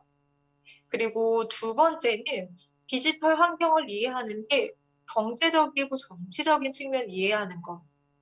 그리고 세 번째는 디지털 환경을 이해할 때 사회적이고 기술적인 측면을 이해하는 것. 그리고 마지막으로는 우리가 이런 디지털 환경이 누군가가 정해주는 거에 의해서 딱 이렇게 고정되어 있는 게 아니라 내가 직접 참여해서 바꿀 수 있는 방식은 무엇인지 고민해 보는 것. 이 네 가지로 요약을 해볼 수가 있을 것 같습니다. 네. 네 가지 요약해서 선생님들께서도 조금 더 이해가 잘 되셨을 것 같은데요. 네, 저희가 디지털 시민성을 살펴보다 보니 예전 미디어 클래스에서 미디어 리터러시에 관한 내용을 다룬 적이 있어요. 그래서 뭔가 미디어 리터러시, 디지털 리터러시, 그리고 디지털 시민성 하면 뭔가 유사성이 있을 것 같아요. 박사님이 생각하시는 이 관계는 어떤 것이 있을까요? 어, 이게 요즘 많은 분들이 얘기를 하시는 부분들인 것 같아요. 근데 어, 우선 미디어 리터러시 안에 디지털 리터러시도 들어가고 디지털 시민성도 들어간다 하시는 분들도 있고 아니다 디지털 시민성은 좀 다른 거다. 미디어 리터러시는 좀 미디어 콘텐츠를 텍스트를 비판적으로 읽는 능력이고 디지털 시민성은 그보다 더 큰 범위다 이렇게 말씀을 하시는 분들도 있고 그리고 디지털 리터러시를 말씀하시는 분들도 좀 그렇게 말씀을 하시고 근데 이렇게 이름을 나누고 영역을 나누게 된 거는 어떻게 보면은 그냥 자기 좀 영역 싸움인 것 같기는 해요. 이 관련된 사업들을 무슨 과기정통부도 하고 교육부도 하고 방통위도 하고 이렇게 하면서 이렇게 사업들을 나눠야 정리가 되고 그에 맞는 예산도 따오고 이렇게 할 수 있으면서 좀 억지로 나눠 놓는 듯한 느낌이 드는데 저는 이렇게 이게 어떻게 구분이 되고 어떤 점에서 중첩되고 이거를 보기보다는 좀 크게 봤으면 좋겠어요. 우리가 지금 살고 있는 뭐 디지털 사회 뭐 현상이라는 게 있잖아요. 뭐 데이터도 많이 빠져나가고 뭐 인공지능은 앞으로 어떤 정도의 영향력을 행사할지 모르겠고 그런 이런 현상들이 있는데 이 현상을 이해하고 해결하기 위해서는 어떤 역량이 필요할까? 그 디지털 시민성으로 불려도 되고 이제 다른 이름으로 불려도 되는데 이렇게 좀 현상을 두고 어떤 내용들을 교육시키고 해보면 좋을 것 같다. 이렇게 좀 역으로 접근을 했으면 좋겠고요. 그리고 결국에는 미디어 리터러시라는 이름으로 가르쳐지는 부분들, 디지털 리터러시라고 가르쳐지는 부분들, 취미성이라고 가르쳐지는 부분들은 굉장히 좀 유기적으로 연결되어 있지 않나, 네, 라는 생각이 듭니다.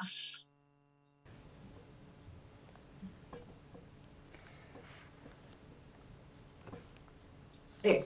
그리고 제가, 이게 거의 마지막인데, 네. 사실 마지막이 이게 되게 어떻게 보면은 제가 전해드리고 싶었던 핵심 메시지일 것 같은데요.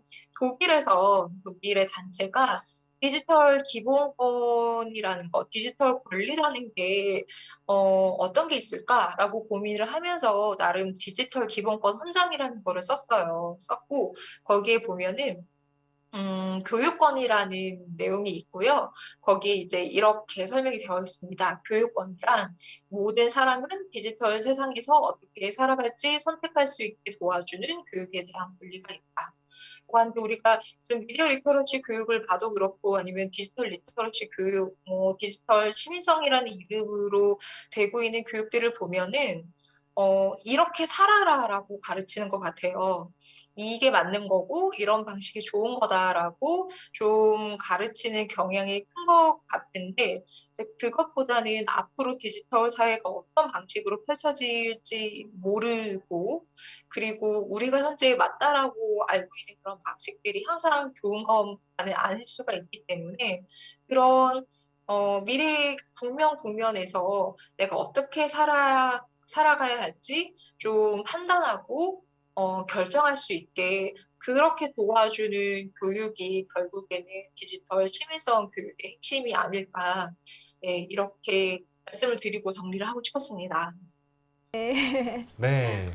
오늘 준비된 박사님 강의는 여기까지입니다. 네. 이제 질의응답 시간을 가지게 될 텐데요. 혹시 강의 들으시면서 추가 설명 또는 이 부분에 대한 설명이 필요하다 싶으신 내용이 있으면 말씀해 주시기 바랍니다. 지금 줌에서 음소거 해제해 주신 다음에 말씀해 주시면 될 것 같습니다. 네. 혹시 질문 있으신 분 계실까요? 네.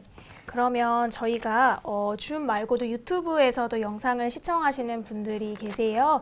그래서 제가 살펴본 댓글 내용 중에서는 이제 교사로서 이 연수를 참여하시는 선생님들이 많으세요. 그러다 보니까 네. 아까 박사님께서 얘기하셨던 학교의 정보통신 윤리 교육과 맞닿아 있는 것 같아요. 그러면 이제 아이들한테 이런 것들을 전달해 줄 때는 조금 단어가 어렵다 보니까 뭔가 권리와 책임을 디지털 환경 속에서 교류한다, 지킨다 이런 것들로 알려주면 될지 어떤 단어로 조금 쉽게 아이들에게 디지털 시민성을 뭔가 단어 이렇게 설명해주면 좋을까 그런 의견이 있으셨어요.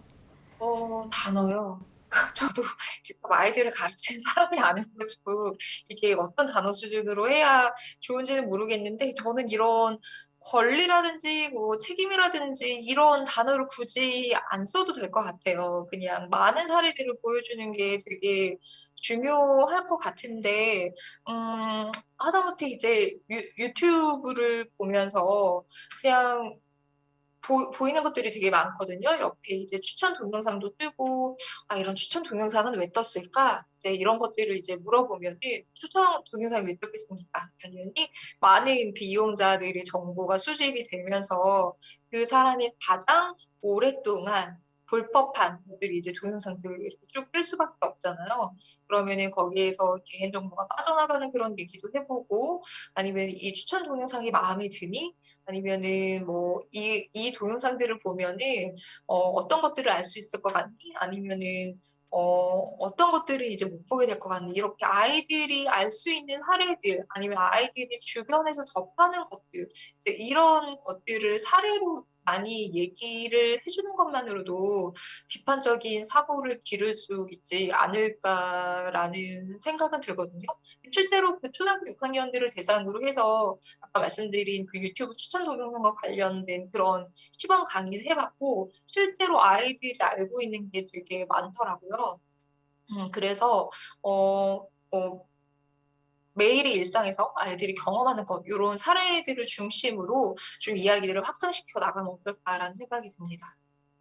네, 뭔가 네. 또 질문 있으신 선생님 계실까요? 지금 유튜브 시청자 여러분들께 설명드리자면 지금 저희 줌에서 많은 선생님들과 함께하고 있고요. 지금 질의응답 중입니다. 혹시 질의 있으신 분은 음소거 해제해 주시고 말씀해 주시면 좋을 것 같습니다.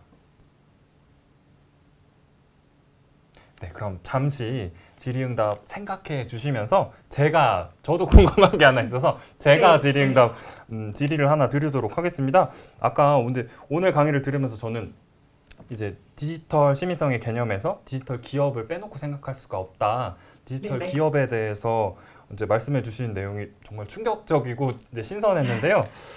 이제 내용을 듣다 보니까 미국 법무부가 구글과 페이스북 고소했다 이런 내용 말씀해 주셨을 때 그럼 네. 진짜 기업들이 이런 독과점 행위를 아까 몸집 부풀리기도 있었으니까 독과점 행위가 혹시 공공연하게 일어나고 있는 건 아닌가? 혹시 이 네네네. 부분에 대해서 좀 요즘 추세는 어떠한지 우리나라는 또 어떠한지 좀 알려주실 수 있을까요?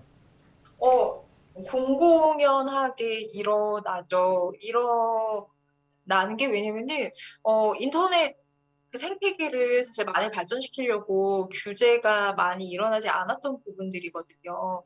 우리 미디어 기업이라고, 만약에 페이스북이 미디어 기업이라고 딱 이렇게 정의가 되어 있었으면은 이미 규제는 들어갔을 거예요. 미디어 기업 같은 데는 규제 많이 들어가거든요. 많이 이렇게 한 회사가 독점을 하면 독점을 할수록 나올 수 있는 목소리가 줄어들기 때문에 그 뭐 관점들이 줄어들기 때문에 미디어 기업 같은 경우는 규제를 되게 많이 하잖아요. 근데 우리가 알고 있는 기업들 뭐 네이버라든지 아니면은 뭐 카카오라든지 미국에는 페이스북 이런 것들을 다 미디어 기업으로 분류가 되지 않습니다. 왜냐면 두 가지예요. 국가에서 조금 봐준 거일 수도 있고 지금은 성장해야 될 때니까 규제를 많이 하면 안 되니까 우선은 좀 놔둘게 이런 부분이 있을 수도 있고 그리고 이 기업들도 적극적으로 우리가 미디어 기업 아니에요라고 이렇게 주장을 하는 거예요. 근데 페이스북 보면은 뭐 컨텐츠 되게 많이 돌아다니고 컨텐츠 중재를 한다는 게 되게 중요하거든요. 어느 컨텐츠가 어디에 올라갈지 이런 거 중재하고 네이버도 마찬가지입니다. 뭐 알고리즘을 사용한다라고 하기는 하지만 우리 뉴스 배열되는 거 많이 하잖아요. 그리고 다음 뉴스는 우리가 요즘 많이 보진 않지만 다음도 마찬가지로 하고 카카오에서도 이렇게 하고 있어요. 근데 얘들이 이제까지는 그냥 기술 기업, 테크놀로지 기업으로 분류가 되다 보니까 규제가 많이 들어가지 않았어요. 근데 이제 여기저기서 워낙 비판이 많이 들어오고 그리고 미국에서는 이제 대통령이 바뀐 상황이잖아요. 그래서 독과점을 디지털 기업뿐만 아니라 이제 전반적으로 독과점에 대한 규제가 없었는데 이제 약간 나름의 위기 의식을 느낀 것 같아요.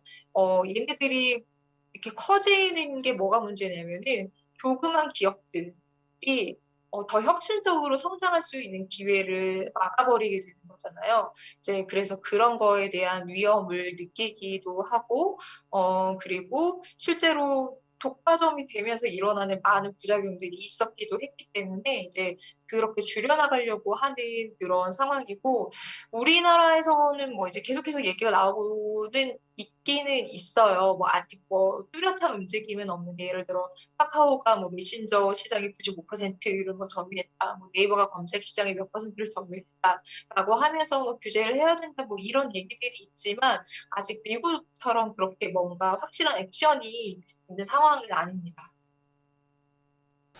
디지털 환경 구축이 정말 중요한 문제인데 네. 아직까지는 그런 그 중요성이 많이 알려지지 않았다. 이렇게 생각하면 될까요? 중요성이 알려지지 않았죠. 이게 근데 제가 느끼기에는 어떤 면에서는 사실 많이 알려졌어요. 이제 아시는 분들은 많이 아시게 된 것 같아요. 특히 개인정보 때문에 좀 이것들을 더 민감하게 느끼시게 되고 아시게 되는 것 같은데, 근데 제가 안타까운 거는 미디어 교육을 하시는 분들이 그 부분에 대해서 말씀을 많이 안 하세요. 왜냐면 전통적으로 미디어 교육은 미디어 콘텐츠를 비판적으로, 그러니까 정보를 비판적으로 해석하는 그런 능력이 워낙에 초점이 맞춰져 있다 보니까 그냥 눈에 드러나는 그 콘텐츠에만 좀 집중을 해서 뒤에서는 무슨 일이 일어나고 있는지, 왜 우리가 보고 있는 이 콘텐츠가 현재 이렇게 볼 수 있게 된 건지, 이런 과정이나 뒤에서 일어나는 경제적인 측면 이런 것들은 이제 잘 보시지 않는 그런 경향이 있는 것 같은데, 근데 이제 그렇게 해서는 뭐 여전히 미디어 교육일 수는 있겠지만 저는 절대 그러면 디지털 취미성 교육으로는 갈 수가 없다라는 생각이 듭니다. 네, 맞습니다. 좀 심오하기도 하고, 근데 조금 생각할 거리가 많은 이제 개념이고 네. 주제인 것 같습니다. 네. 혹시 이제 질의응답 생각나신 선생님 계실까요? 이제 음소거 해제해 주시면 저희한테 목소리가 바로 들릴 것 같습니다. 네. 네, 아직 조금 더 준비가 필요하신 것 같네요. 그러면 좀 호기심이 많은 제가 하나 더 질문을 네네. 드려도 괜찮을까요? 말씀을 듣다 보니까 이제 국가랑 이제 좀 미디어 기업들이 공생 관계이고 좀 규제를 이제 국가가 하면은 또 이제 성장에 저해가 될까봐 좀 뭐 규제를 풀어주는 것도 있고 완화하는 것도 있고 이런 말씀들을 잘 들었는데 근데 테크 기업이랑 미디어 기업이 나뉘어져 있다는 것도 저한테는 조금 생소한 네, 이야기였어요. 그러면은 OTT 같은 이제 국내에도 뭐 웨이브나 뭐 티빙 이런 뭐 왓챠 이런 OTT 서비스들이 많이 이제 생겨나고 있고 뭐 해외 유명 OTT 뭐 넷플릭스나 뭐 이런 뭐 여러 OTT 같은 그런 산업도 있고 뭐 다양한 산업들이 존재하는데 어떤 게 테크고 어떤 게 미디어인지 좀 개념을 잡을 수 있게 도와주실 수 있을까요, 박사님? 어떤 게 테크고 어떤 게 미디어인지 네네. 이게 이게 좀 너무 어려운데요. 네. 사실 요즘은 잘 구분이 안 가요. 그렇죠. 예를 들어서 우리가 뭐 네이버만 본다고 하더라도 우리 예전에 그냥 포털 서비스 이렇게 많이 불렀잖아요. 아니면 이제 검색 엔진이라고 생각을 하기도 했는데, 근데 요즘 보면은 여기 웹툰도 올라오고 있고요.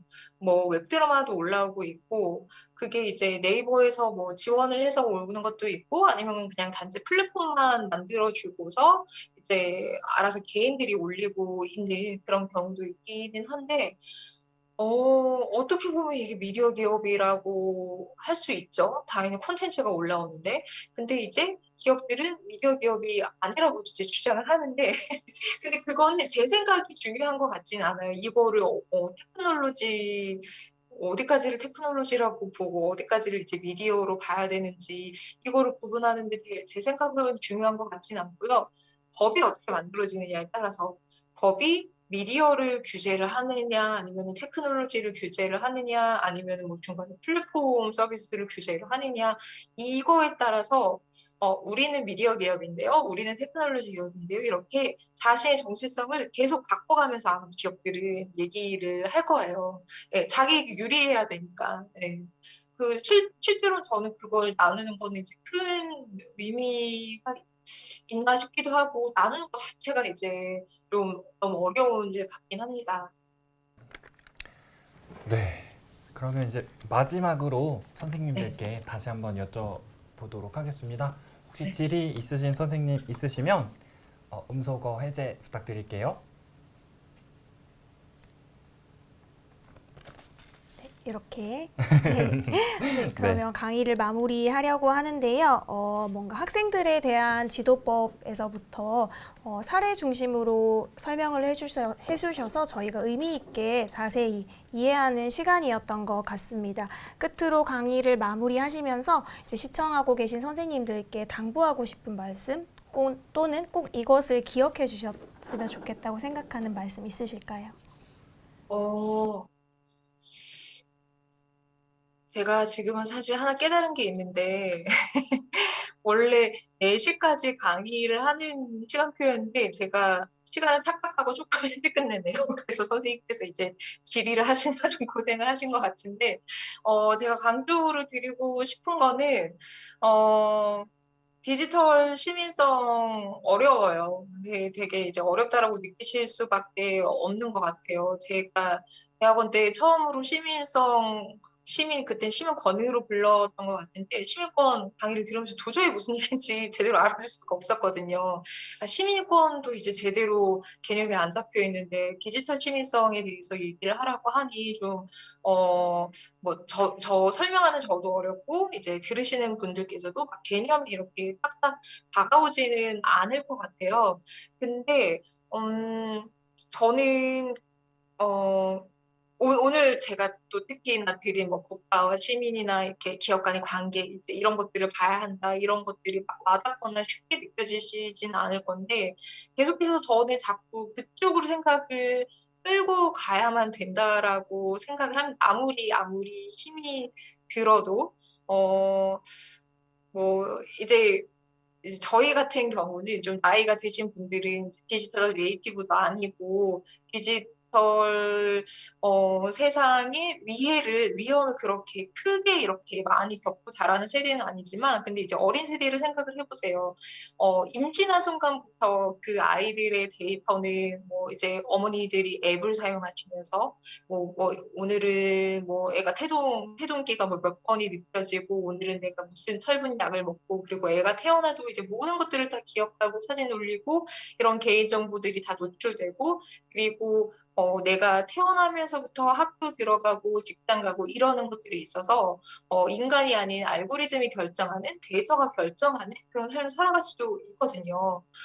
그래서 우리가 정말 미래의 아이들을 생각을 한다면은 그 아이들이 이게 맞는 삶일까, 이게 정말 내가 원하는 삶일까 고민하게 해야 되고, 좀 느낄 수 있게 해야 된다라고 보거든요. 그렇게 하기 위해서는 좀 어렵지만 좀 먼저 이해하시고, 그리고 아이들에게 가르칠 수 있는 더 쉬운 방법들을 찾아보셔야 되지 않을까, 네, 그런 생각을 합니다. 맞습니다. 네. 강의를 일찍 맞춰주셔가지고 제가 궁금했던 내용 마음껏 질문할 수 있어가지고 너무 감사한 시간이었습니다. 그리고 지난번 메타버스 강의 정말 감명 깊게 들었는데, 그때 이어서 또 오늘도 멋진 강의 해주셔서 너무너무 감사합니다. 박사님, 오늘 이제 강의 소감 혹시 짧게 들려주실 수 있나요? 네.